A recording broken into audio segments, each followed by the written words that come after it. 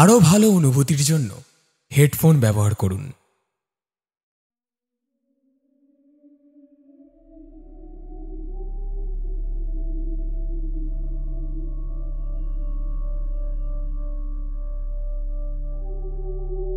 যে বাঁধন চোখে দেখা যায় না, তার বন্ধনও তেমনই দৃঢ় হয়।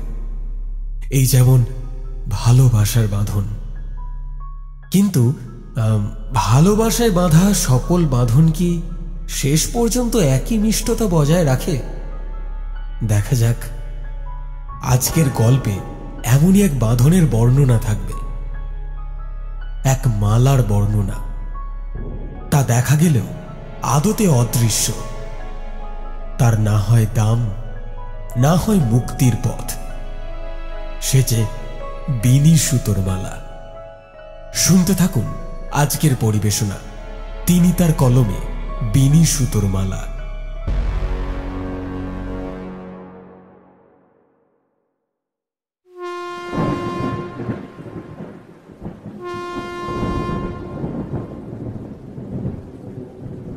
তুলসীনগর স্টেশনে ট্রেন থেকে নামতেই মাথাটা গরম হয়ে গেল নির্বাণের।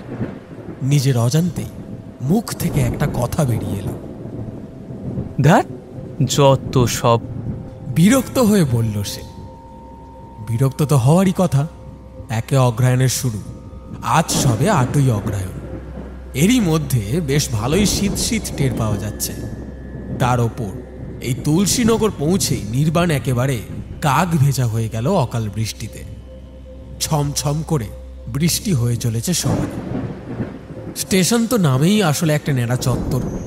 মাথার উপর এমন একটা কোথাও ছাউনি নেই যে তার নিচেটায় দাঁড়িয়ে নিজের মাথাটা বাঁচাতে পারবে মানুষ। খুবই ছোট স্টেশন এই তুলসীনগর। ট্রেন থেকে সে ছাড়া দ্বিতীয় কোনো ব্যক্তি নামেনি এই স্টেশনে। ট্রেনটাও এখানে দাঁড়ালো মাত্র মিনিট খানিক সময়। নির্বাণ হাতের ব্যাগটা নিয়ে ট্রেন থেকে নেমেই স্টেশনের হাল হকিকত বুঝে নিচ্ছে। সেটাও বোঝা সম্পূর্ণ হয়নি এমন সময় ভোঁ করে বাঁশি দিয়ে ট্রেনটা চলতে শুরু করে দিল।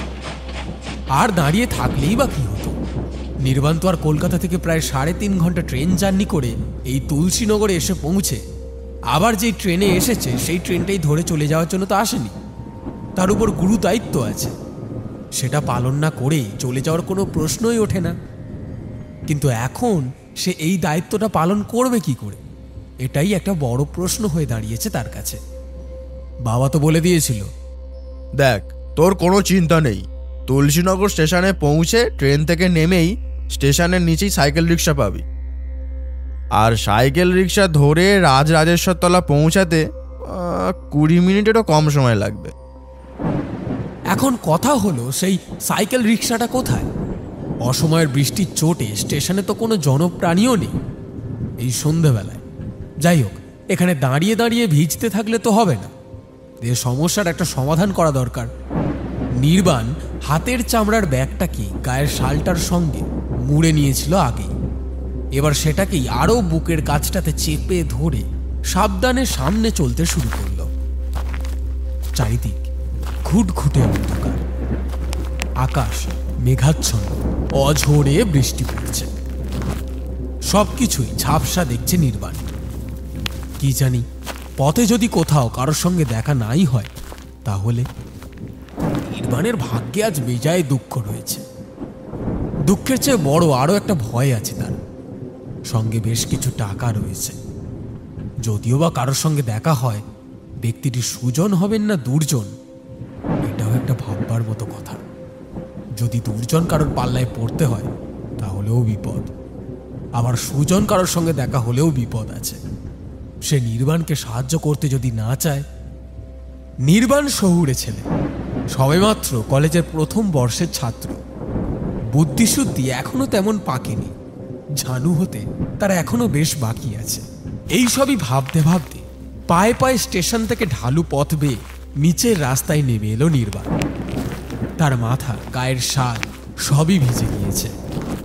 এইবার রাস্তার গর্তে জমে থাকা ঠান্ডা জলে পা জামার নিচের অংশ সমেত কাপড়ের পাংশু জুতো ভিজে পাউরুটি হয়ে গেল। ঠান্ডা লাগছে ভীষণ, শীত করছে নির্বাণের। জিভটা কেটে আবারও সামনে এগোতে লাগলো সে। ঠিক শাঁখের করাত অবস্থায় পড়েছে সে। এগোতেও ভয়, আবার পিছোবারও উপায় নেই। দূর ছাই, দেখা যাক কি হয় ভেবে নির্বাণ আরো কিছুটা এগিয়েছে। এমন সময় চোখে পড়ল এক চিলতে আলো। ভালো করে ঠাউর করে বুঝল, হাঁটতে হাঁটতে সে স্টেশনটা পিছনে ফেলে বেশ কয়েক পা এগিয়ে এসেছে। খুব সম্ভবত এটা একটা গুমটি দোকান। গুমটির দরজাটা যদিও ভেজানোই রয়েছে, তবুও তার ভেতরের থেকে ভাঙা অংশ দিয়ে লম্ফ বা মোমবাতি জাতীয় কিছুর একটা আলো বাইরে এসে পড়েছে। আর সেটাই চোখে পড়ছে নির্বাণের। যাক বাবা, আলো যখন জ্বলছে তখন নিশ্চয়ই ওই দোকানের ভেতর মানুষজন কেউ আছে। নির্বাণ ভেজা দুটো পা টানতে টানতে এসে পড়ল দরজাটার কাছে। শালের ভেতর থেকে একটা হাত বার করে দরজাটার উপর চাপড় মারতে শুরু করল। শুনছেন? ভেতরে কেউ আছেন? একবারটি দরজাটা খুলুন না। ভিতর থেকে একটা কুকুরের কুই কুই আওয়াজ শোনা গেল। কোনো মানুষের গলা পাওয়া গেল না প্রথমটা। নিজের গলার জোর আরো বাড়ালো নির্বাণ। বলছি, একবার দরজাটা খুলুন, বড় বিপদে পড়েছি। সম্ভবত গলার সঙ্গে সঙ্গে নিজের হাতের জোরটাও বেড়ে গিয়েছিল নির্বাণের অজান্তে। তার জেরেই নড়বড়ে দরজাটা ঘড়ঘড় শব্দ করে হাট করে খুলে গেল। এবার দেশি মদের তীব্র গন্ধটা ঝাপটা মারল নির্বাণের শ্বাসে। ভিতরে একটা কাঁচের বোতলের ছিপি ফুটো করে পলতে পড়িয়ে লম্ফ জ্বালানো রয়েছে। যাই হোক, সেটাই আলো ছড়াচ্ছে। লম্বায় চওড়ায় হাত দেড়েকের পরিমাণের ঘরটা। কে কে? কর্কশ গলায় প্রশ্ন করল কে। কুকুরটাও আস্তে আস্তে গলার আড় ভাঙছে। কুই কুই নয়, এবার সে ঘেউ ঘেউ করে ওঠার প্রস্তুতি নিচ্ছে। আমি কলকাতা থেকে আসছি। এখানে কি চাই? এখন দোকান বন্ধ। দোকান মানে? এটা পানের দোকান, বিড়ি সিগারেট এসবই পাওয়া যায়, কিন্তু এখন কিছু পাওয়া যাবে না, যাও। সামনের লোকটাকে আবছা দেখতে পাচ্ছে নির্বাণ। কালো মোটাসোটা বেঢপ শরীরের একটা লোক। মাথাটা বোধহয় টাক, একটা লুঙ্গি পড়ে আছে খালি। তার মুখ থেকে ভক ভক করে বিচ্ছিরি দুর্গন্ধ বেরিয়ে আসছে। চোখ দুটো অস্বাভাবিক রকমের লাল। নির্বাণ বুঝল, লোকটা বুঝি অসময় বাদলা হাওয়ায় তাড়াতাড়ি দোকানপাট বন্ধ করে দিয়ে বোতল নিয়ে বসেছিল, আর এখন সেবা করে সে গরম হয়ে উঠেছে। তাই গায়ে আর কোনো গরম কাপড় রাখতে পারেনি। নেশার ঘোরে সে এতক্ষণই দোকানের মধ্যেই পড়ে পড়ে ঘুম দিচ্ছিল। একা না, একা তো নয়, তার পাশেই গুটিসুটি মেরে শুয়েছিল এতক্ষণ একটা লাল কালো ছোপ কুকুর।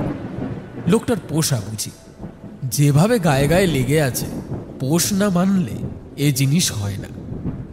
দোকানটার সামনের দু একটা তাকে বড় বড় বয়াম, পানের বাটা, বিড়ি সিগারেটের প্লাস্টিকের প্যাকেট বাক্স ইত্যাদি সাজানো রয়েছে। দোকানের উচ্চতা বেশি নয়। নির্বাণ যদি ঢোকে, ওর মাথা ঠেকে যাবে চালে। চাল আচ্ছন্ন, দীর্ঘদিন না পরিষ্কার করা ঝুলে। আরে কি চাই তোমার? বলছিলাম যে আমি রাজরাজেশ্বর তলায় যাব। একটাও সাইকেল রিক্সা দেখতে পাচ্ছি না। শুনেছিলাম ওই স্টেশনের নিচটায় সাইকেল রিক্সা থাকে, এটাই রিক্সা স্ট্যান্ড, কিন্তু এখন তো একটাও রিক্সা দেখতে পাচ্ছি না। তা দেখতে পাবোই বা কি করে? দেখতে পাচ্ছ না কেমন বৃষ্টি পড়ছে? জলের মধ্যে কে থাকবে? সবাই চলে গেছে। এই মেরেছে। আমি তাহলে কি করি এখন? মানে আমার তো আজ রাতেই ওখানে যেতে হবে। যেতে হলে চলে যাও, সিধে পথ চলে গেছে, আর 11 নম্বর তো আছে। লোকটা বেশ রসিক তো, যাতে মাতাল হলেও তালে ঠিক। নির্বাণও তাল কাটল না। আসলে দাদা, আমি তো পথ চিনি না, তাই কেমন করে যাব সেটা বুঝতেই পারছি না। ঠিক আছে, চলো, আমি তোমার রাস্তা দেখিয়ে দিচ্ছি। বলে লোকটা উঠে দাঁড়ালো। একটু টলে গেল ঠিকই, নিজেকে কিন্তু সামলে নিল নিজেই। সে বাইরে এলো। তার পিছন পিছন কুকুরটাও ল্যাজ নাড়তে নাড়তে বাইরে এলো। বৃষ্টি তখনও তেমনই ঝরছে। কারোর মাথায় কোনো ঢাকা নেই। লোক আর কুকুর দুটোই ভিজে ভিজে খানিকটা সামনে গিয়ে দাঁড়ালো। নির্বাণও তাদের সঙ্গে এসেছে।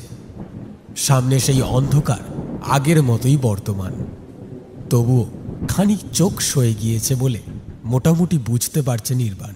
লোকটার সামনের দিকে আঙুল দেখিয়ে লালা জড়ানো জিভে বলল, এই যে সোজা পথ চলে গেছে নাক বরাবর, সোজা চলতে থাকো, তুমি রাজরাজেশ্বর তলা চলে যাবে। দাদা বলছিলাম, এখান থেকে ওই জায়গাটা ঠিক কতক্ষণের, মানে আমার পৌঁছাতে আর কতটা সময় লাগতে পারে? মাইল দুয়েক পথ, ওই তোমার ঘন্টাখানেক সময় লাগবে। শুনেই আতকে উঠল নির্বাণ। লোকটা বলে কি ঘন্টাখানেক সময় লাগবে? 1 ঘন্টা ধরে হাঁটতে হবে তাকে, তাও আবার এই এই এমন অবস্থায়। মাথার উপর বৃষ্টি, পায়ের নিচে পিছল কাদা জল, সারা শরীর ভিজে গেছে, হাড়ে হাড়ে ঠোকা লাগতে শুরু করেছে শীতের কারণে। আর এই সব নিয়ে তাকে কিনা হাঁটতে হবে, তাও আবার 2 মাইল। সে বেঁচে থাকবে তো শেষ পর্যন্ত? আচ্ছা দাদা, বলছিলাম কোনো শর্টকাট নেই? মানে ওই রাস্তাটা যদি কমিয়ে নেওয়া যেত আর কি। লোকটা খানিক চুপ করে তারপর বলল, হ্যাঁ আছে আছে, একটা পথ আছে। এই তো ওই রাস্তাটা পাশাপাশি দেখতে পাচ্ছ না, 2টো রাস্তা। ওটা কোন রাস্তা? মালিপাড়ার পথ ধরে গেলে প্রথমেই পড়বে নগর শ্মশান। সেই শ্মশান কাটিয়ে কিছুটা এগোলেই রাজরাজেশ্বর তলা পড়ে। ও তাই? তবে সে পথটাই আমায় দেখিয়ে দিন না। সেখান দিয়ে গেলে মোটামুটি কতটা সময় লাগবে? আধ ঘন্টার মতো লাগবে, কিন্তু ও পথ তুমি ধরো না। প্রাণের মায়া থাকলে ও পথে যাওয়ার কথাও কিন্তু ভেবো না। সে কি, একটা শর্টকাট থাকবার সত্ত্বেও সেটা দিয়ে যেতে পারবো না? না বাবু, যেতে হবে না। কিন্তু কেন? মেজাজ চড়ে গেল মাতাল লোকটার। অধৈর্য হয়ে সে বলল, আরে অত শত জানি না, মালিপাড়ার নাম খুব খারাপ। কেতকী এখনো ধারে কাছে ঘুরে বেড়ায়। কেতকী কে? ও দাদা শুনুন, আরে কেতকী কে? নিজের শেষ কথাটুকুনি রাগত স্বরে বলে সেই লোকটা তার কুকুরের ল্যাজ ধরে পিছন ফিরে দোকানের পথে চলতে শুরু করেছে। ততক্ষণে নির্বাণ তাকে প্রশ্ন করেও আর উত্তর পেল না কোনো। বৃষ্টিটা যে খুব জোরে পড়ছে তাও নয়, আবার একেবারেই ধিমি তালে পড়ছে সেটাও নয়, কিন্তু যে অবস্থায় ঝরছে সেটা একেবারে অসহ্য বিরক্তিকর একটা গতি। যেতে যখন হবেই তখন দাঁড়িয়ে থেকে কি লাভ? নিউমোনিয়া বাধা আছে। বিছানায় পড়ার আগে যে কাজে সে এসেছে সেই কাজটা করার জন্য চেষ্টা করা দরকার ভেবে নির্বাণ লোকটার দেখিয়ে দেওয়া 2টো পথের মধ্যে একটা পথ ধরে আন্দাজে চলতে শুরু করল। আজ শনিবার, তার উপর আবার অমাবস্যা। মা তাকে মোটেই পাঠাতে চায়নি এই অচেনা অজানা জায়গায়, কিন্তু বাবাও নাছোড়। আসলে হয়েছে কি, আজ দুপুরবেলা, তখন দুপুর 1:45 বাজে, বাবা মা আর নির্বাণ খেতে বসেছে। দূরদর্শনে একটা বাংলা ছবি চলছে টেলিভিশনে। শনিবারের বাজার, রান্নাঘরে আঁশ ওঠে না। বিউলির ডাল, আলু পোস্ত আর কয়েত বেলের চাটনি নিয়ে মধ্যাহ্নভোজ হচ্ছে। ঠিক এই সময় টিভির টেবিলেই টিভির পাশে রাখা টেলিফোনটা ক্রিং ক্রিং শব্দ করে বেজে উঠল। মা ছিল টেবিলের সামনে, বাঁ হাতে রিসিভারটা কানে তুলে মা বলল, হ্যালো, হ্যাঁ কে বলছেন? ও আচ্ছা আচ্ছা, হ্যাঁ চিনতে পেরেছি। সে কি, কখন হলো? হায় হায়, হ্যাঁ এই তো রয়েছে। ও গো, এই নাও টেলিফোন। বলে মা খুব ব্যাকুলভাবে রিসিভারটা বাড়িয়ে ধরল বাবার দিকে। বাবা উঠে এসে বাঁ হাতে ফোন কানে ধরে বলল, হ্যালো, হ্যাঁ যতীনদা, হ্যাঁ আমি অনির্বাণী বলছি। হ্যাঁ কখন হলো গো সব? ছি ছি ছি ছি ছি, মেয়েটার তো এখনো বিয়েও হয়নি, এর মধ্যেই চলে গেল। আচ্ছা শোনো শোনো, ঠিক আছে, আমি নিশ্চয়ই ব্যবস্থা করছি। তুমি বৌঠানকে গিয়ে বলো যে আমি নিজে না যেতে পারলেও আমি কিছু একটা ব্যবস্থা ঠিকই করব। উনি যেন বেশি চিন্তা না করেন। তবে এখন রাখছি যতীনদা। বলেই বাবা রিসিভারটা দুম করে নামিয়ে রেখে দিল। বাবা আর মা গভীর চোখ চাওয়াচাওয়ি করল। খাওয়া দাওয়া সবারই মাঝপথে থেমে গিয়েছে ততক্ষণে। কি হয়েছে বাবা? তুই তাড়াতাড়ি উঠে পড়, তোকে এক্ষুনি বেরোতে হবে। কোথায় যাব? তুলসীনগর। তুলসীনগর নামটা নির্বাণ এর আগে শুনেছে বহুবার, তবু কখনো সে যায়নি নিজে। শুনেছে তার বাবার মামার বাড়ি ছিল এই তুলসীনগরে। মামাদের আজকাল আর কেউ সেখানে থাকে না, কিন্তু বাবার এখনো একটা টান রয়ে গিয়েছে ওই তুলসীনগরের প্রতি। ওখানকারই এক ভদ্রলোক বাবার বাল্য বন্ধু। তিনি একসময় কলকাতার কোনো কারখানায় যেন চাকরি করতেন। বছর কয়েক আগেই চাকরির পাঠ চুকিয়ে তিনি বরাবরের মতো গ্রামে চলে গেছেন। নির্বাণের বাবা বহুকাল আর তুলসীনগর মুখ হননি। বাবার চাকরি আছে, বাড়ির দিকটাও তাকেই সামলাতে হয়। মায়েরও শরীর খুব একটা ভালো নয়, মাঝে মধ্যেই প্রেশার ফল্ট করে ভীষণ কষ্ট পান। নির্বাণ তো সবেমাত্র কলেজে পা রেখেছে।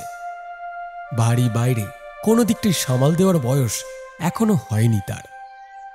তুমি কি বলছো গো? ও তুলসীনগর যাবে? কি কথা! 7 জন্মে কখনো গেছে ও? পথ ঘাট কিছু চেনে? ও যেতে পারবে না। অঞ্জলি, ছেলেটা তোমার আর সেই কচি খোকাটা নেই। ও এখন কলেজে পড়ছে। পারিবারিক দায়িত্ব কিছু একটা আবার ওকে নিতে তো হবে। রবিন আমার ছেলেবেলাকার বন্ধু, ঘরে তার বিবাহযোগ্যা মেয়ে। বউঠান একা মানুষ, যতীনদাও বিয়েটা করেনি। ভাই এভাবে হঠাৎ চলে যাওয়ায় সে নিজেও ভেঙে পড়েছে। এ সময় তাদের পাশে না দাঁড়ালে গিয়ে চলে বলো? আর টাকা পয়সারও তো কিছু দরকার আছে নাকি এই সময়? আর রবিন তো সারা জীবনে আহামরি এমন কোনো চাকরি করেনি যে অবরে সবরে দরকার মতো নিজের কাছে টাকা পয়সা থাকবে। আমি জানি মেয়ের বিয়ের জন্য অনেক কষ্ট করে গয়নাগাটি গড়িয়ে রেখেছে রবিন। সব রকম ভাবেই এখন তাদের পাশে দাঁড়ানোটা আমাদের খুব দরকার। তোমার দাঁড়াতে হয়তো তুমি যাও না বাপু। আরে আমি যেতে পারবো না। কেন পারবে না সেই কথাটাই তো জানতে চাই। কেন পারবো না তুমি শুনতে চাও? হ্যাঁ, শুনবো, বলো। তোমাকে একা বাড়িতে ফেলে রেখে ওই নীলুর ভরসায় আমি যেতে পারবো না। তোমার তো শরীরের কোনো আর ঠিক ঠিকানা নেই। রাত বিরেতে যদি কোনো বিপদ আপদ হয় তাহলে কি নীলু তোমাকে একা সামলাতে পারবে? ও পারবে না। তার চেয়ে বরং ও নিজেই যাক। আমার বয়স হয়েছে, আর ওখানে তো কাজকর্মের বাড়ি। আর আমি তো আর দৌড়ঝাঁপ করতেও পারবো না। আর তাছাড়া রবির মরা মুখটা দেখতেও পারবো না। ওর সাথে কত হাডুডু খেলেছি, মাছ ধরেছি মামার বাড়ির পুকুরে, স্কুলে না গিয়ে যাত্রা দেখতে গেছি দুজনে, তারপরে বাড়ি ফিরতে বাবার খরম পেটা খেয়েছি দুজনে। আর আমি আজ না, আমি পারবো না। আমি যাব বাবা, আমায় শুধু ঠিকানাটা তুমি ঠিক করে লিখে দাও। বাবা হাত মুখ ধুয়ে এসে কাগজ কলমে ঠিক মতো পথ নির্দেশ লিখে দিল। তারা থাকে শ্যামবাজারে। সেখান থেকে বাসে নির্বাণ শিয়ালদায় পৌঁছল। তারপর 2:50 বর্ধমান লোকালটা ধরল। এই তুলসীনগর গ্রামটি ওই বর্ধমান লাইনেরই একটি ছোট্ট স্টেশন। কলকাতায় শীত যে খুব জাঁকিয়ে পড়েছে সে বিষয়ে সবার মুখে মুখেই কথা ফিরছে ট্রেনে বাসে। নিতান্তই ছেলেকে পাঠাতে হবে বুঝতে পেরে মা হাতে হাতে ব্যাগ গুছিয়ে দিল। নির্বাণকে মজবুত চামড়ার ব্যাগের মধ্যে বেশ কয়েকটা গরম কাপড় চোপড় ঢুকিয়ে দিল মা। একটা জল ভরা বোতলটাও দিল। বাবার লিখে দেওয়া ঠিকানার কাগজটা ব্যাগের মধ্যে ঢুকিয়ে নিল নির্বাণ। আর একটা জিনিসও ঢোকালো সে, সেটা হলো বাবার দেওয়া করকরে একটা 1000 টাকার নোট। যে সময়ের কথা বলা হচ্ছে সে সময় এই নোটটারই দাম অনেক। গত শতাব্দীর শেষের দিকটার একটা দশক, 80 দশকের মাঝামাঝি। বাবা টাকাটা দিয়ে বলেছিলেন, দেখ, পথে ঘাটে ভয়ের তেমন কিছু নেই, তবু কি জানিস তো বাবা, সাবধানের মার নেই। টাকা পয়সা নিয়ে যাচ্ছিস, খুব সাবধানে থাকবি। চোখ কান খোলা রেখে অযথা কোনো অচেনা মানুষের সঙ্গে বেশি কথাবার্তা বলতে যাবি না। এই রকম আরো হাজার রকম সৎ উপদেশ দিয়েছে বাবা। এইসবের মধ্যেই অন্য আর একটা অতি গুরুত্বপূর্ণ জিনিস নির্বাণের ব্যাগটাতে জায়গা করে নিতেও নেয়নি, একটা 1.5 ব্যাটারির টর্চ। মা সেটা হাতে নিয়ে ঢোকাতে ভুলে গিয়েছে শেষ মুহূর্তে। নির্বাণ ট্রেন ধরেছে ঠিক সময়, এসে পৌঁছেছেও ঠিক সময় সঠিকভাবে। কোনো ভুল হয়নি কোথাও, ভুলটা করেছে প্রকৃতি। এমন শীতে বর্ষা নামিয়ে ভুল করেছে সে। এইসব চিন্তা ভাবনা করতে করতে নির্বাণ অনেকটা পথ পার করে চলে এসেছে। এইবার সে হঠাৎ টের পেল তার মৌন ইন্দ্রিয়গুলো কেমন যেন সজাগ সতর্ক হয়ে উঠছে। ঠিক ঘুমের ঘোরে দুঃস্বপ্ন দেখার মুহূর্তে অজান্তেই যেমন মানুষের অচেতন ইন্দ্রিয়গুলো চঞ্চল হয়ে জেগে ওঠে, ঠিক সেরকম। চোখে কিছুই দেখা যাচ্ছে না সেভাবে, তবুও তার মনে হলো এখানে এই মুহূর্তে সে যেন আর একা নেই। তার আশেপাশে যেন অসংখ্য উপস্থিতি ঘোরাফেরা করছে, আনাগোনা করছে তাকে ঘিরে। আচ্ছা, বৃষ্টিটা যেন গায়ে একটু কম পড়ছে না? হ্যাঁ, কমই পড়ছে, কারণ সে যে পথে ঢুকেছে সে পথের দুপাশে বড় বড় বুড়ো গাছের পসরা শাখা প্রশাখা বিছিয়ে তারা মাথার উপর নিজস্ব একটা চাঁদোয়া তৈরি করে নিয়েছে। পাতাগুলি কয়েক ফোঁটা জল পথিকের মাথায় পড়ছে ঠিকই, কিন্তু তার পরিমাণ খুব বেশি নয়। এ পথ সম্পূর্ণ নিস্তব্ধ, ঝিঝিটুকুও ডাকছে না কোথাও। শীতের পরিমাণ প্রতিটা পদক্ষেপের সঙ্গে সঙ্গে কেবলই বেড়ে চলেছে। কোথায় যাচ্ছে সে? রাজরাজেশ্বর তলা আর কত দূর? নিজের মনেই প্রশ্ন করে নির্বাণ। তুমি পথ ভুল করেছ। কে? আমি কে তো কি গো? নির্বাণ এবার দেখতে পেল, হ্যাঁ, অন্ধকার আছে, কিন্তু তার মধ্যেও কেমন যেন ভাষা ভাষা দেখা যাচ্ছে সব। তার সামনে দাঁড়িয়ে একটা মেয়ে। কি আশ্চর্য, সে তো ভিজে কাক হয়ে গেছে। আর সামনের মেয়েটা, এক ফোঁটাও জল নেই তার গায়ে, শুকনো পোশাক আশাক সেই মেয়েটার। তার দিকে চেয়ে মৃদু মৃদু হাসছে, রহস্যময় হাসি। কি আছে ওই হাসিতে? ছলনা, দুষ্টুমি, নাকি আরো অন্য কিছু? যাই থাক, সেটা মঙ্গলজনক কিছু নয়। নিজের ষষ্ঠ ইন্দ্রিয়র দ্বারা টের পেল নির্বাণ। তুমি এখানে কি করছো? এমন রাতের অন্ধকারে একা পথে দাঁড়িয়ে আছো তুমি কেন? অপেক্ষা করছি গো। কার? ওই যে আসবে তার। কে আসবে? যার আসার কথা সেই আসবে। আচ্ছা, বলছিলাম, তুমি বলতে পারো এখান থেকে রাজরাজেশ্বর তলা আর কতটা দূর? পারি বই কি, পারবো না কেন? এখান থেকে আর ক্ষণিক দূর। যদি এই পথ ধরে যাও তবে আর খানিকটা যেতে হবে তোমায়। সামনেই পড়বে শ্মশান, তারপরেই ওই। সে কি? এটা কোন পথ? মালিপাড়া। শিরদাঁড়া দিয়ে বরফ গলে রক্ত মিশে জল হয়ে গেল নির্বাণের। না, সে যে ভয়ঙ্কর কিছু দেখেছে তা নয়। ততক্ষণ পর্যন্ত ভয় পাওয়ার মতো তেমন বিশেষ কিছুই ঘটেনি তার সঙ্গে, তবু ভয় করছে তার। কেন? মালিপাড়ার নাম শুনে সেই দোকানদার লোকটা বলেছিল না মালিপাড়ার নামটা খুব খারাপ? কেন বলেছিল? কথাটার কি কোনো মানে আছে?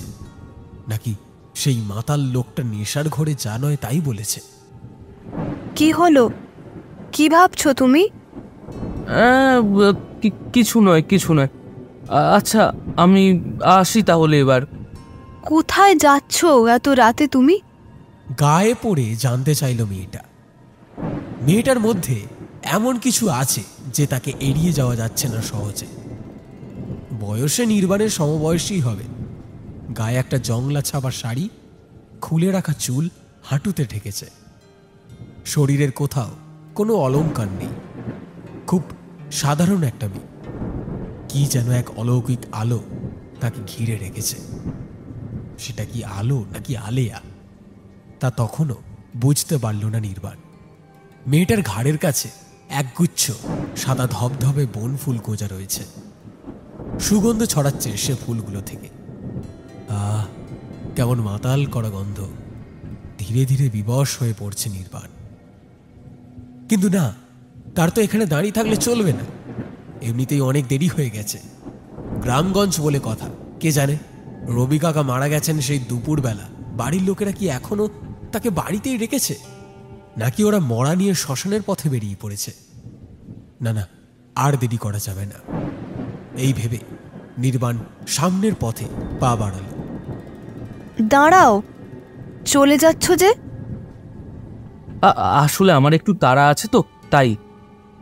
তা থাক, মালিপাড়ায় এসে কেতকী মালিনীর হাতে গাঁথা একখানা মালা না কিনেই চলে যাবে, তা কি হয়?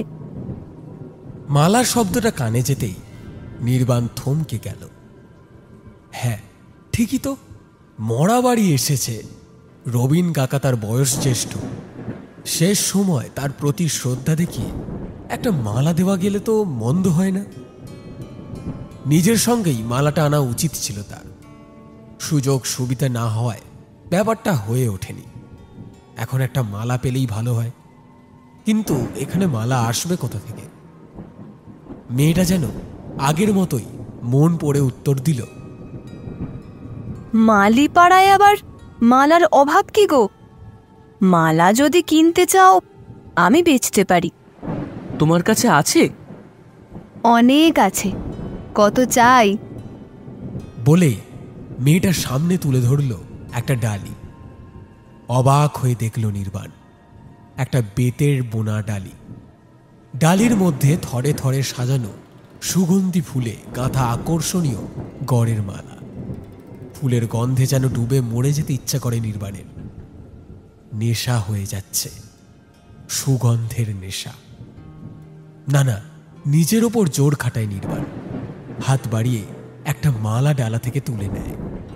সত্যি মালাটা দেখবার মতো। এমন সুন্দর পরিপাটি করে গাঁথা হয়েছে ফুলগুলো যে দেখে মনে হয় খুব দক্ষ হাতে গাঁথা হয়েছে মালাটা। নির্বাণ মালার দাম দিতে গেল। হাসল মেয়েটা। মালার দাম ওভাবে দেওয়া যায় না।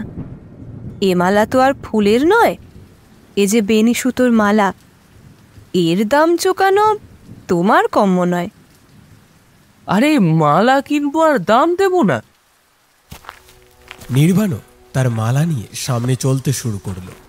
বেশ অনেকটা পথ চলে এসেছে এর মধ্যে। নতুন করে বৃষ্টি আর গায়ে না পড়ার জন্য ভেজা পোশাক আশাক তার গায়ে চেপে বসতে শুরু করেছে। ঠান্ডায় তার সারাটা শরীর এমন কাঁপন কাঁপছে যার বর্ণনা দেওয়া যায় না। তবুও নিতান্ত কর্তব্যবোধে দাঁতে দাঁত চেপে সব সহ্য করছে নির্বাণ। কিন্তু এইবার তার যে অনুভূতিটা হতে শুরু করলো সেটা একেবারে সহ্যের সীমা ছাড়িয়ে অসহ্যের পর্যায়ে গিয়ে পড়ল।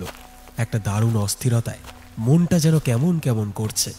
খানিক আগে ওই মেয়েটার ডালি থেকে তুলে নেওয়া মালাটা তার হাতেই শক্ত করে চেপে ধরে আছে। বারবার দেখতে ইচ্ছা করছে মালার ফুলগুলো। মনটা উচাটন হয়ে উঠেছে। হাঁটা থামিয়ে দিল নির্বাণ। মালাটা মেলে ধরল চোখের সামনে। ফুলের গন্ধ যেন আরো আগ্রাসী হয়ে উঠল। এই মালাটা একবার গলায় পড়বে, একবার গন্ধটা প্রাণ ভরে নেবে নির্বাণ। দারুণ দারুণ ইচ্ছে হচ্ছে তার। এই মালাটা নিজের মধ্যে একবারে মিশিয়ে নিতে ছটফট করছে তার অন্তরাত্মা। পড়বে গলায়, পড়বে মালাটা, একবার নিচের গলায় পড়বে। একবার সে পড়ুক, পড়ুক মালাটা। নিজের গলার কাছে নিয়ে যেতেই মন বলে উঠল, না না না, সে নয়, এই যে দিয়েছে তার গলাতেই ভালো মানাবে। মালাটা তাকেই পড়াবে নির্বাণ। কোথায় গেল সেই মেয়েটা? তাকে পেতেই হবে, তার গলাতেই পড়াতে হবে এই মালা। এই মালা তো গাঁথাই হয়েছে সে পড়বে বলে।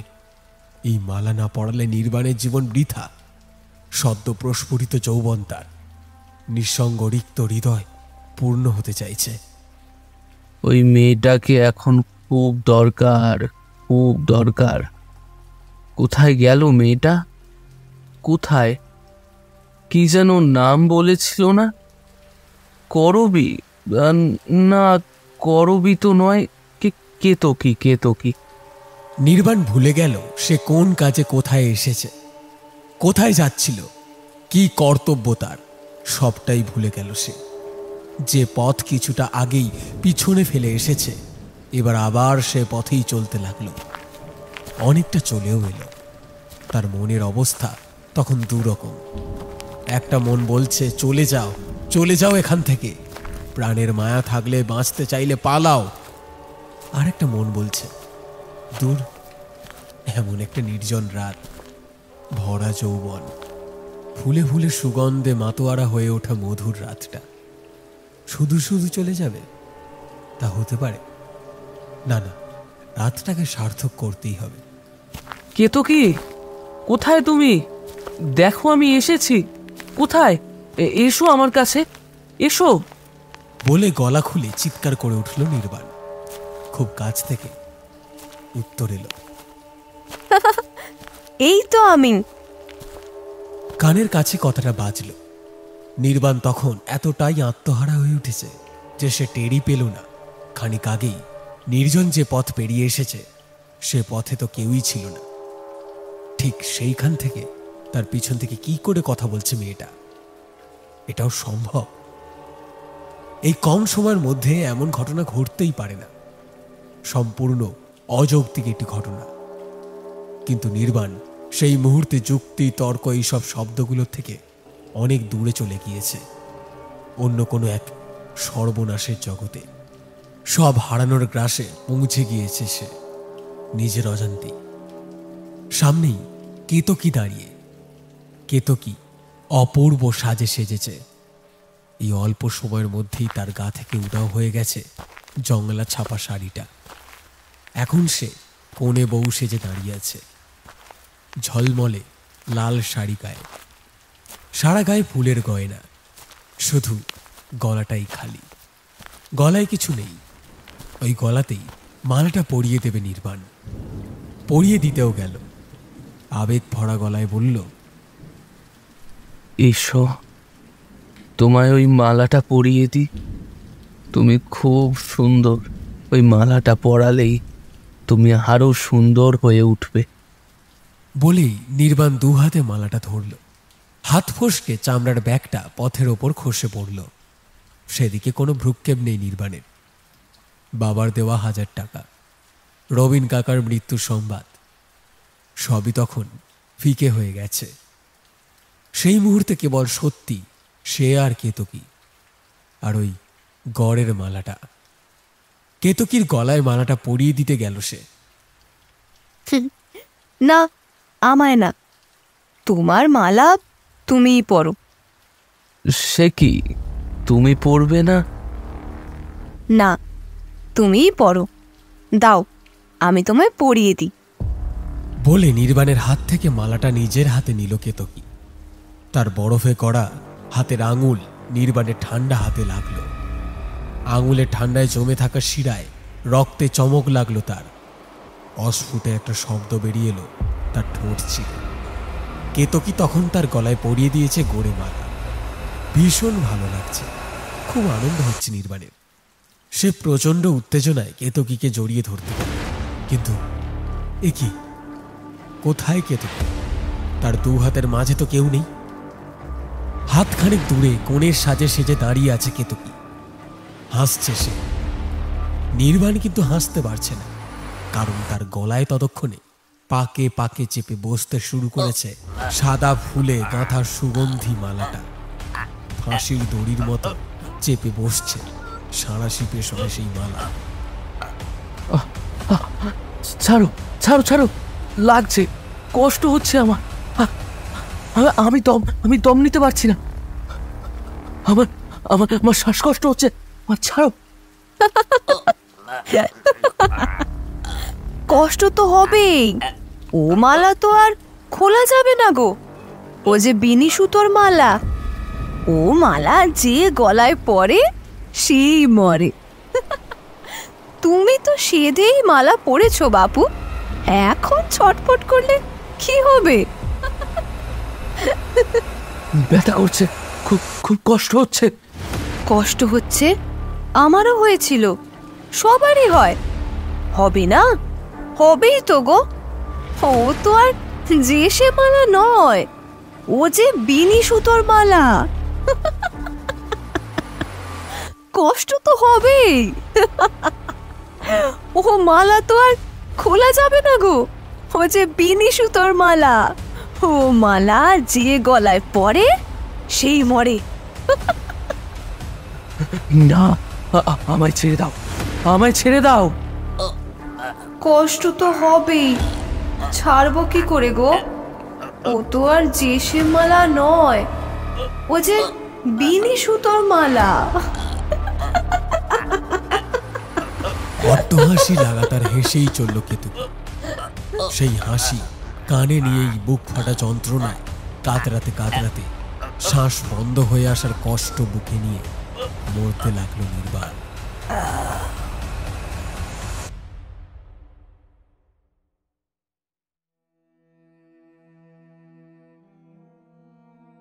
গ্রামের পোস্টমাস্টার বিজয় আদকের বাড়িতেই টেলিফোন ছিল। গ্রামবাসীদের যার যেমন দরকার তার বাড়িতে এসে কল ফি দিয়ে দূর দূরান্তে আত্মীয় স্বজনদের টেলিফোনে ফোন করত তারা। বাইরের কোনো মানুষ গ্রামের কোনো বাসিন্দার সাথে যোগাযোগ করতে চাইলে ওই নম্বরই টেলিফোন করত। তখন ফোনে লোকটার নাম জেনে পোস্টমাস্টারের ছোট ছেলে বা মেয়ে যে কেউ একজন গ্রামের ভিতরে ছুটে গিয়ে ঘর থেকে নির্দিষ্ট লোকটাকে ডেকে নিয়ে ধরে আনত তাদের বাড়িতে। এমনই দস্তুর ছিল সে সময়। ৭৫ বছর বয়সী যতীনচন্দ্র গতকাল দুপুরে শ্যামবাজারে অনির্বাণ ঘোষালের বাড়ি টেলিফোন করে জানিয়েছিল তার ছোট ভাইয়ের বাল্য বন্ধুকে তার নিজের ছোট ভাইয়ের হার্ট অ্যাটাকে মারা যাওয়ার সংবাদ। আর আজ দুর্ভাগ্যের চরম দশায় পড়ে তাকেই সেই ভাইয়ের বয়সী অনির্বাণ ঘোষালকে জানাতে হলো তার ছেলের অপঘাতে মৃত্যুর সংবাদ। নির্বাণের মা প্রথমে কিছুই জানত না। স্বামী টেলিফোন ধরে পাথর হয়ে দাঁড়িয়ে আছে দেখে সে কাছে এসে জানতে চায়, হ্যাঁ গো, কি হয়েছে? কে ফোন করেছে? নীরুর কোনো খবর নাকি? সে ভালোভাবে পৌঁছেছে তো? পথে কোনো অসুবিধা হয়নি? গায়ে হাওয়া লাগেনি তো বেশি? মাথায় চাপা দিয়েছিল? চলে আসছে না কেন? সকালবেলায় তো বেরিয়ে পড়তে পারতো। বেরিয়ে পড়েছে নাকি গো? বেলাবেলি এসে পড়বে তাহলে? যাই আমি বরং গিয়ে রান্নাটা চাপিয়ে দিই, এসেই বলবে মা ভাত দাও। নীরু আর নেই অঞ্জলি, নির্বাণ কাল রাতে মারা গেছে। এ তুমি কি বলছো? এই একটা মাত্র কথা উচ্চারণ করি নির্বাণের মা পাকা মেঝের উপর চিত হয়ে পড়ে যান। কাছেই থাকা খাটের পায়ার নিচে রাখা আতলা ইটের কোণ ঠুকে গেছে অঞ্জলির মাথায়। ফিনকি দিয়ে রক্ত বেরোচ্ছে ক্ষতস্থান থেকে। অনির্বাণ সেই রক্তের দিকে তাকিয়ে রিসিভার হাতে ধরেই ঠায় দাঁড়িয়ে রইলেন। এদিকে তুলসীনগর উত্তাল হয়ে উঠেছে। চন্দ্রবাড়ির শোকের উপর শোক পেয়েছে আবার। কচি ছেলেটা তাদের দুঃসময় তাদের পাশে দাঁড়াতে এসেই অকালে প্রাণটা খোয়ালো। কি কুক্ষণেই যে যতীনচন্দ্র শহরের ভাইয়ের বন্ধুর নম্বরে ফোন করেছিল, সেও না ফোন করত আর ছেলেটাও না আসত। না সে মরবে এমন করে। দেহটা দাহ করা হয়নি এখনো, নগর শ্মশানে খাটিয়া বেঁধে রাখা আছে। অপঘাতে মরা অভাগা নির্বাণের নামটুকুই জানেন যতীনচন্দ্র। গতকাল দুপুরে ছেলেকে রওনা দিয়ে বিজয় আদকের টেলিফোনে অনির্বাণ ফোন করে যতীনচন্দ্রকে ওদিককার খবরাখবর জানিয়েছিলেন। যতীন গতকাল এতই ভেঙে পড়েছিলেন যে সব দিকটা সামাল দিতে পারেননি সেভাবে। ভাইয়ের মৃতদেহ ধরে ভাতৃবধূ আর ভাইজি আকুল হয়ে কাঁদছে। পাড়া প্রতিবেশীদের লোক দেখানোর শোকে যেন গড়াগড়ি খাচ্ছে উঠোন। ৭৫ বছর বয়সী বৃদ্ধ যতীনচন্দ্র এসব নিয়েই ব্যস্ত হয়ে পড়েছিলেন। তার উপরে এই অকালে হওয়া বৃষ্টি। ঠান্ডার মধ্যে বুড়ো মানুষটা কি আর করতে পারত একা, কিন্তু পাড়া উচিত ছিল তার। অন্তত একজনকে পাঠানো উচিত ছিল স্টেশনে।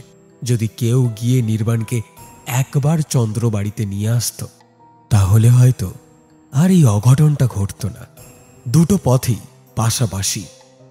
ভুল তো হতেই পারে। সবাই তো জানতো এমনই সর্বনাশ ওত পেতে আছে। বাবা মার একটাই ছেলে, মরণে মরে যাচ্ছেন যতীনচন্দ্র। সর্বনাশের উপর সর্বনাশ। হ্যাঁ, কেতকী ওই তল্লাটে আছে এখনো, ওখানেই আছে। কি করেই বা অন্য কোথাও যাবে? সে তো ওখানেই বাধা পড়ে আছে কামনার অতৃপ্তি বুকে নিয়ে।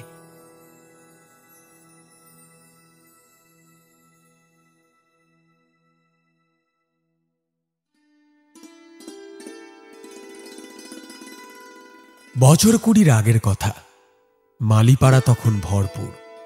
ও পাড়ায় যারা থাকে তাদের সবাই ফুলের ব্যবসা করে। পুরুষ মানুষের চেয়ে মেয়ে মানুষই ছিল ও পাড়ায় বেশি।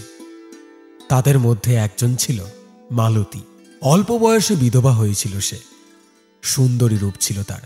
কচি বয়সে স্বামী হারিয়ে একটিমাত্র মেয়েকে নিয়েই জীবন ছিল তার। একা মেয়ে মানুষ, স্বভাব না হোক অভাবেই পদস্খলন হয়েছিল। ফুলের ব্যবসা সে করত ঠিকই, কিন্তু তার মূল ব্যবসা ছিল নিজেকে নিয়ে। একথা জানত সবাই। গ্রাম সমাজে তার দুর্নাম ছিল অনেক। যারা দুর্নাম দিয়েছে তাদের ঘরেরই পুরুষ মানুষেরা রাত হলেই মালতীর ঘরে যেত বিশেষ প্রয়োজনে। ছোট্ট মেয়ে কেতকী এইসব দেখে শুনেই বড় হয়েছে। মেয়ের যখন বয়স 19 বা 20, পূর্ণ যৌবনে যৌবনবতী সে, এমন সময় মালতী মরে যায়। মায়ের মৃত্যুর পর একাকী মেয়েটাকে ছিঁড়ে খুঁড়ে খাওয়ার শেয়াল কুকুরের অভাব হয় না। কিন্তু এ মালতী নয়, কেতকী। কিছুতেই তার কোনো ক্ষতি করতে পারে না কেউ। রূপ যেমন ছিল তেমনই বল ছিল তার গায়ে। সব সময় একটা ধারালো খুরপি সে নিজের সঙ্গে রাখত। কাম লোলুপ সাধু চরিত্র পুরুষেরা ঘেঁষতেই পারেনি টুকটুকি কেতকীর ধারে কাছে। কিন্তু কেতকীর গুণ আছে। সে দক্ষ মালা গাঁথিয়ে অপূর্ব ফুলের সাজসজ্জা করতে পারে সে। আর এই করতে পারাটাই কাল হয়েছিল তার। তুলসীনগর গ্রামের বিশিষ্ট বড়লোক মহাজন রাধাকান্ত কাঞ্জিলালের 2 মেয়ে ললিতা ও বিশাখা, 2 যমজ মেয়ের একই দিনে বিয়ে হচ্ছে শহরে। রাধাকান্ত সব ব্যবস্থাই পরিপাটি করেছেন। বিয়ে বাড়ির ফুলের সাজ, ঘরে ফুলের সাজসজ্জা সবকিছুরই দায়িত্ব পেয়েছিল নিপুণা মালিনী কেতকী। সব মিটে গেল ভালোভাবে। ললিতা বিশাখা শ্বশুর বাড়িও চলে গেল, কিন্তু তাদের একমাত্র দাদা গোপীকান্ত মজে পড়ে রইল কেতকীর মধ্যে। কানায় কানায় ভরপুর যৌবন কেতকী। সে সুন্দরী, আকর্ষণীয়া। গোপীকান্তর নজর পড়ল তার ওপর। ভয় দেখিয়ে, জোর খাটিয়ে, টাকা পয়সার লোভ দেখিয়ে সে অনেক রকমভাবে চেষ্টা করল কেতকীর উষ্ণ যৌবনের স্বাদ আস্বাদন করতে। রাধাকান্ত মানুষ ভালো হলেও গোপীকান্ত স্বভাবত ভালো মানুষ ছিল না। বড়লোকের বকে যাওয়া ছেলে ছিল সে। আর ছিল বেশ কিছু তোষামোদি বকাটে চেলা চামুন্ডা। তাই নিয়েই তার নিজস্ব একটা রাজত্ব ছিল তৎকালীন তুলসীনগর জুড়ে। কিন্তু গোপীকান্তর কোনো চেষ্টা সফল হল না কেতকীর ক্ষেত্রে। ফুলের ঘায়ে মূর্ছা যাওয়ার মেয়ে নয় কেতকী। টাকা পয়সায় তার লোভ নেই, ছোড়াছুড়িকে ভয় করে না। সন্ডামার্কা পুরুষ মানুষদেরও চোখে চোখ রেখে কথা বলবার ধক রাখে সে। কাজেই কেতকীকে সহজে পাওয়া গেল না গোপীকান্তর। কিন্তু অমন একটা মধু ভরা টুকটুকে ফুল না পেয়ে ছেড়ে দেওয়ার মতো বান্দাও নয় গোপীকান্ত। তাই সে এবার অন্য রাস্তা ধরল। প্রেম নিবেদন করতে নিজেই গেল কেতকীর বাড়ি। রাতের অন্ধকারে কেতকী প্রথমে ফোঁস করে উঠল। তারপর গোপীকান্ত তার স্বভাব সিদ্ধ মনুষ্যানায় ভুলিয়ে ফেলল কেতকীকে। ভালোবাসেই বড়লোকের ছেলেটা। কেতকীর কোথাও কেউ নেই, সে একাকিনী। তার মায়ের নামও খারাপ ছিল।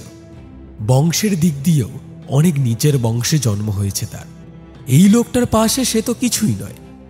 দুজনের মধ্যে এতখানি তফাৎ থাকবার সত্ত্বেও এই বড় বাড়ির ছেলেটা তাকে ভালোবাসে, সে কথা জানাতে এসেছে।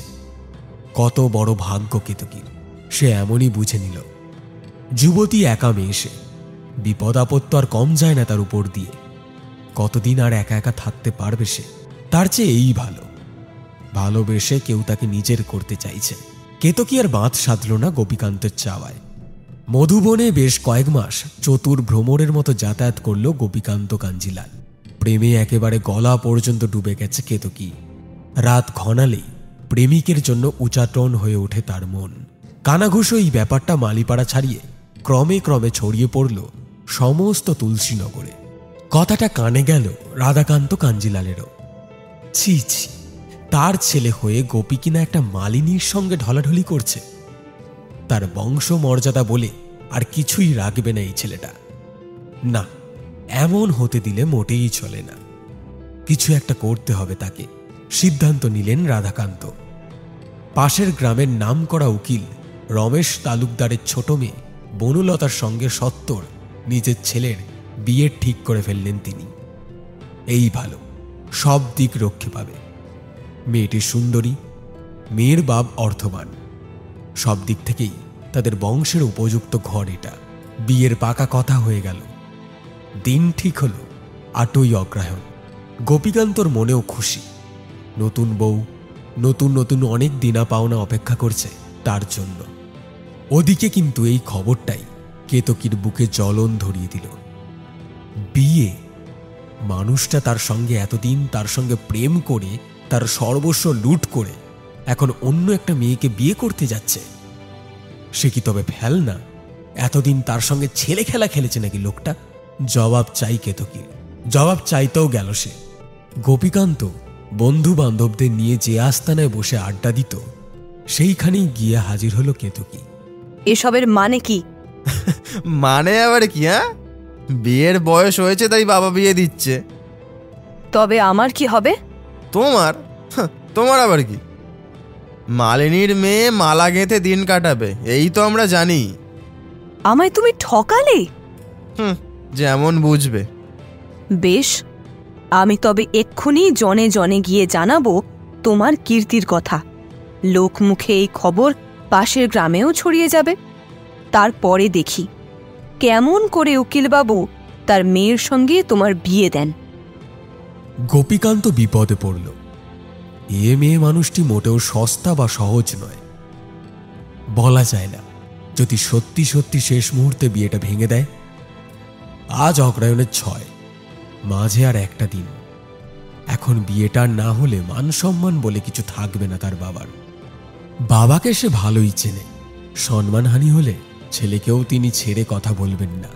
তেজারতি কারবার করে বাবার সম্পত্তি এক কথায় বলতে গেলে প্রচুর। সেই সবের ছিটে ফোঁটাও জুটবে না গোপীকান্তর কপালে। এক কথায় ত্যায্য পুত্র করে দেবেন বাবা তাকে। না না, তা তো হতে দেওয়া যায় না। পুরুষ মানুষের জীবনে কত মেয়ে আসে, কত মেয়ে যায়, তার কি আর কোনো লেখাজোখা থাকে? সেখানে এই একটা মেয়ে কেতকী মালিনীর জন্য গোটা জীবনটাই গোল্লায় চলে যাবে? তাও কি হতে পারে? গোপীকান্ত তা হতে দেবে না। সেই প্রথমে চেষ্টা করল সোনাদানা নগদ কিছু পয়সা করি দিয়ে কেতকীর মুখ বন্ধ করতে। কাজ হলো না। কেতকী পরিষ্কার বলে দিল, বিয়ে যদি করতে হয় তোমায় আমাকেই করতে হবে, না হলে আমি গলায় দড়ি দিয়ে মরব। আর খুনের দায়ে ফাঁসি কাঠে যাবে তুমি। আমি তারই ব্যবস্থা করে যাব। গোপীকান্ত ঠান্ডা মাথায় বুঝল। কেতকীকেও বুঝিয়ে বলল। কেতকীর হাত দুটো ধরে গভীরভাবে কাছে টেনে নিয়ে বলল, বাহ, রাগলে যে তোমায় ভারী সুন্দর দেখায়। তা অত রাগ তো মেয়ে মানুষের ভালো নয়। তোমায় ভালোবেসেছি, তোমাকেই ভালোবাসি, আর বিয়েটাও তোমাকেই করব। সত্যি বলছো? আরে মিথ্যে কেন বলবো আমি? তবে কি বলো তো, ব্যাপারটা কিন্তু এত সহজ নয়। আমার বাবাকে তো তুমি জানোই, উনি আমাদের বিয়েটা সহজে মেনে নেবেন না। তাই তোমায় বিয়ে করে আমি এই বাড়িঘর সমস্ত কিছু ছেড়ে শহরে চলে যাব। সেখানেই গিয়ে আমরা একসাথে ঘর বাঁধব, বুঝলে?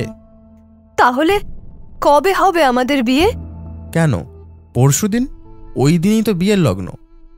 তুমি তোমার ঘরে অপেক্ষা করো আমার জন্য। রাত হলে আমি গিয়ে তোমায় নিয়ে আসব। সন্ধেবেলা আমার বন্ধু কানাই গিয়ে তোমায় বিয়ের সমস্ত সাজসজ্জা দিয়ে আসবে। তুমি সেজে গুজে তৈরি থেকো, কেমন? আমি ঠিক সময় মতো পৌঁছে যাব। এখন তুমি এসো লক্ষ্মীটি, কে কোথায় দেখে ফেলবে আমাদের শুভ কাজে বাধা পড়বে, বুঝলে তো? কেতকী প্রেমিকের মিথ্যে কথাগুলো সত্যি মনে করে বিশ্বাস করল।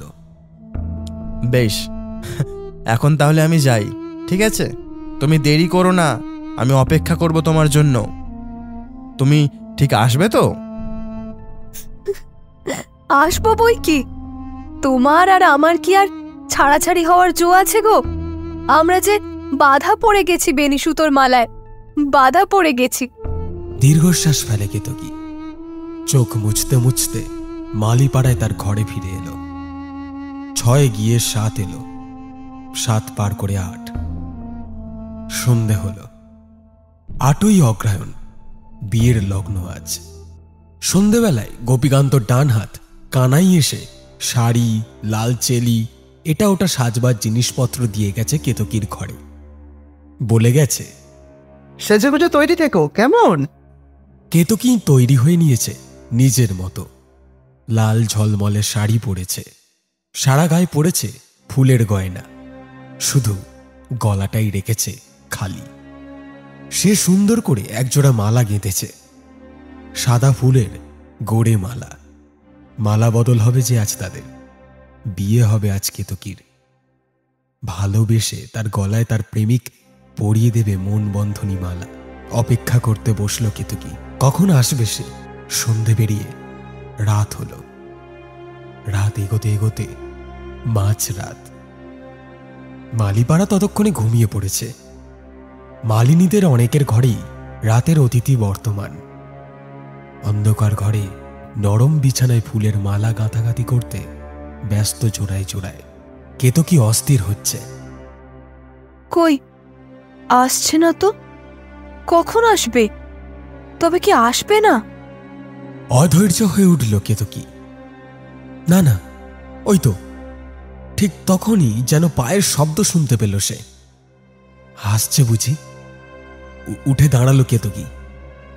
ঘরে ঢুকল একজন, কিন্তু কই? বর সাজে সে যে গোপীকান্ত তো নয়। এ কে? ঘরে জ্বালিয়ে রাখা প্রদীপের আলোয় কেতকী দেখল, এ তো কানাই। বুনোর শুয়োরের মতো ঘাড়ে গর্দানে চেহারা তার। মদ খেয়ে বেসামাল মাতাল হয়ে পড়েছে সে। কিন্তু কেন সে ঘরে এসেছে কেন? এ কি, তুমি তুমি কেন এসেছো? কেন এসেছি? মালা বদল করতে। তোর নাকি খুব বিয়ে করার শখ হয়েছে, ওই শখ মেটাতেই এসেছি তো। সরে যাও। কোথায় সে? কোথায় গোপীকান্ত বাবু? কোথায় সে? কোথায় আবার? পাশের গ্রামের উকিল বাড়িতে। এই তো মাঝরাতেই তাদের বিয়ের লগ্ন। এতক্ষণে বোধহয় শুভ দৃষ্টিও হয়ে গেছে। আজ যে তার বিয়ে।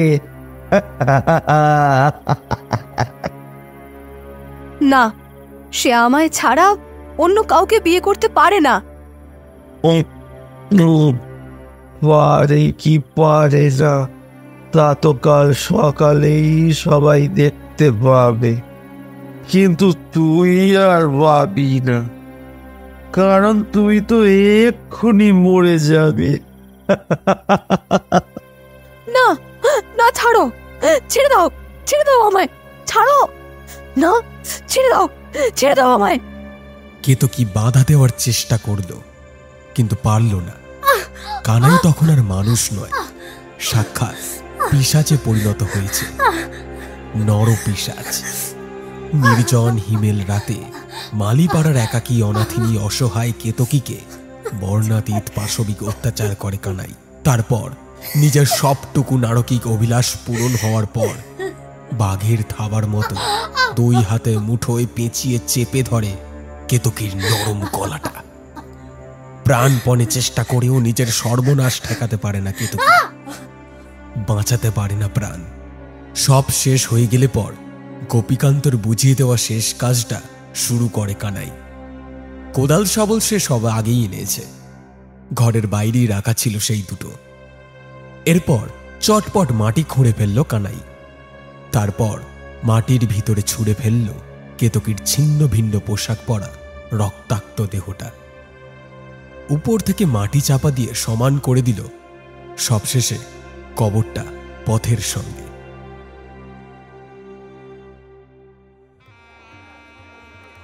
ততক্ষণে ওদিকে গোপীকান্ত বসে পড়েছে বিয়ের আসরে। শুভদৃষ্টি শুরু হলো, শেষ হলো এক সময়। এবার মালা বদল। সুন্দরী উকিল কন্যাকে পিড়িতে চাগিয়ে ধরেছে তার ভাই জামাইবাবুরা। গোপীকান্ত নিজের গলা থেকে গড়ে মালাটি খুলে বউয়ের গলায় পরিয়ে দেবে। সবাই তাড়া দিয়ে উঠল।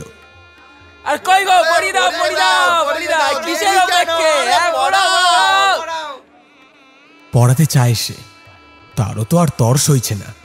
তাড়াতাড়ি গলা থেকে মালাটা খুলতে গেল, কিন্তু পারল না। হাত দুটো আটকে গেল গলা অবধি পৌঁছেই।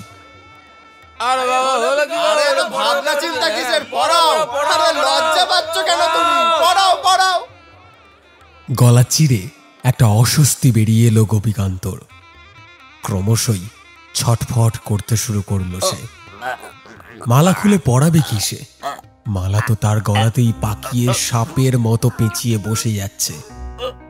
চেপে আরো জোরে দারুণ নেটে বসে যাচ্ছে মালাটা গলায়। একটা সময় পর গোপীকান্ত মালা খোলবার চেষ্টা ছেড়ে দিয়ে ভরা ছাতনা তলায় আসরে শুয়ে পড়ে গড়াগড়ি খেতে শুরু করলো, এক ফোঁটা শ্বাস নেবার জন্য। সে একটু বাতাস নিতে চায়, কিন্তু পারছে না। বউয়ের পিড়ি নাবিয়ে রেখে সবাই ছুটে এলো বরের কাছে, কিন্তু কেউ কিছু করতে পারল না। পুরোহিত মশাইও বিয়ের কাছে বাধা পেয়ে হাঁ হয়ে বসে পড়েছেন। গোটা বিয়ে বাড়ির লোকজন উজাড় হয়ে এসেছে বরের কাছে তার গলা থেকে এই মালার বাঁধনটা খুলে ফেলবে বলে, কিন্তু পারল না কেউ। খুলতে পারল না মালাটা। সবার চোখের সামনে জল থেকে তোলা গলায় বড়শি গাঁথা মাছের মতো ছটফট করতে করতে খাবি খেতে খেতে শ্বাস বন্ধ হয়ে মরে গেল গোপীকান্ত কাঞ্জিলাল। উকিলের ছোট মেয়ে লগ্নভ্রষ্টা হলো সেই দিন। রাধাকান্ত কাঞ্জিলাল জীবন্ত লাশের মতো ছেলের মৃতদেহ নিয়ে ফিরে এলেন তুলসীনগর। বড় ঘরের ছেলে মরেছে, নগর জুড়ে শোক নামল। বেশ কিছুদিন এমনই চলল। তারপর এক সময় থিতিয়ে গেল সব। 1 বছর পর আবার এই 8ই অগ্রহায়ণ। শীত পড়েছে জাঁকিয়ে। সেদিন কানাই সন্ধেবেলা ঘরে ফিরবে বলে তালে গোলে তাড়াতাড়ি ঘরে পৌঁছানোর জন্য সে ঘুরপথ ধরে চলতে শুরু করল। পথটার নাম মালিপাড়া। তারপর কি হলো কেউ জানে না। শুধু পরদিন সকালে মালিপাড়ার মাঝে ওই কেতকী মালিনীর খালি ঘরের সামনের পথে পড়ে থাকতে দেখা গেল কানাইয়ের মৃতদেহ। শরীরে কোনো আঘাতের চিহ্ন নেই, শুধু তার গলায় জড়িয়েছিল একটা তাজা সাদা ফুলে গাঁথা মোটা গোড়ে মালা। কোত্থেকে এলো এই মালা? কেমন করে মরল কানাই? কে মারল তাকে? তা কেউ জানল না। রাতে কানাই ঘরে না ফিরতে তার বউ সকালে গ্রামবাসীদের ঘরে ঘরে গিয়ে তার স্বামীকে খুঁজতে বলে। সবাই খোঁজাখুঁজি করতে করতেই সন্ধান পায় কানাইয়ের লাশটা। এখানেই শেষ নয়, এরপরও বেশ অনেকবার রাতের অন্ধকারে শিকার হয়েছে অনেক অভাগা।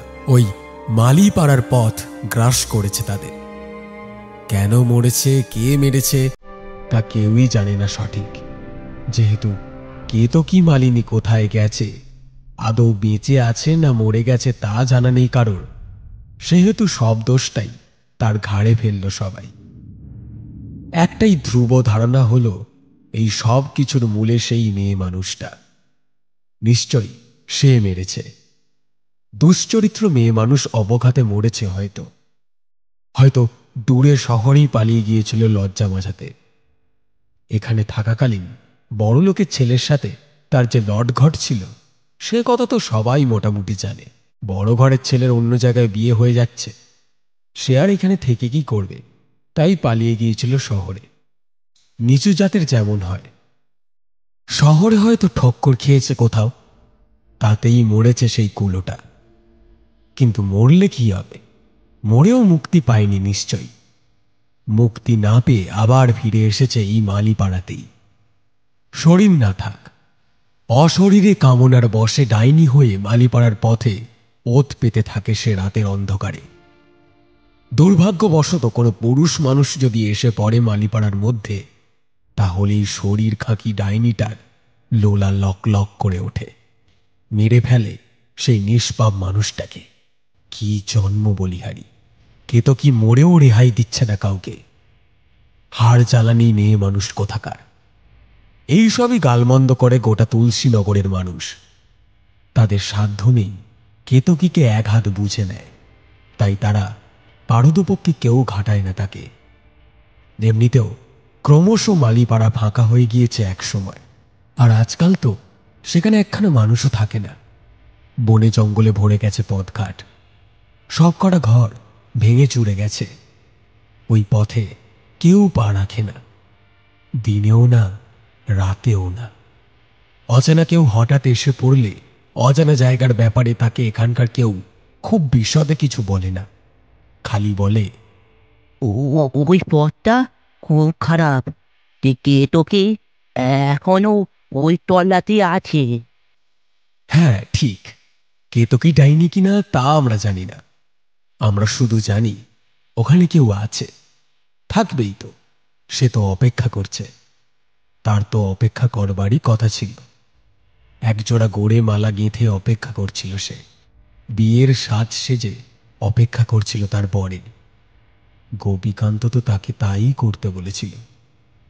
প্রেমের ফুলে গাঁথা মালার সব কটা ফুল বদলে গেছে প্রতারণার কাঁটায়। তবু কামনার শেষ হয়নি কেতকীর মনে। প্রেম যে বড় ভীষণ জিনিস, ছাড়াছাড়ি হওয়ার কি জো আছে? দুটো মন যে বাঁধা পড়ে যায়। প্রেম বেঁধে রাখে দুটো মনকে যে মালার বাঁধনে, সে মালার নাম বিনি সুতোর মালা।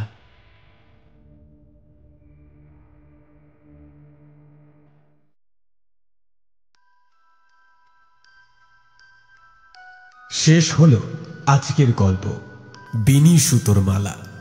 গল্প রচনায় তিনিতা, গল্প পাঠে এবং দোকানদার আমি সায়ন, নির্বাণ শুভম, বাবা এবং গোপীকান্ত রাহুল, মা অঙ্কিতা, কেতকী ঐন্দ্রিলা, কানাই সাগর নীল, অন্যান্য ভূমিকায় দীপঙ্কর। পর্ব পরিচালনায় এবং গল্পের সূত্রধার আমি সায়ন। সমগ্র গল্পের আবহ সঙ্গীত এবং স্পেশাল এফেক্টসে সূর্য, পোস্টার ডিজাইনে মুরালি।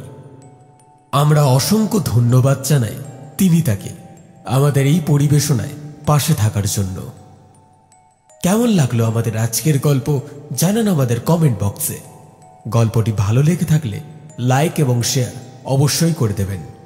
আমাদের গল্প নিয়মিত শুনতে হলে চ্যানেলটিকে সাবস্ক্রাইব করতে ভুলবেন না। আবার একটি নতুন গল্পের সাথে খুব শীঘ্রই আসছি আমরা। ততক্ষণের জন্য বি সেফ, স্টে কানেক্টেড।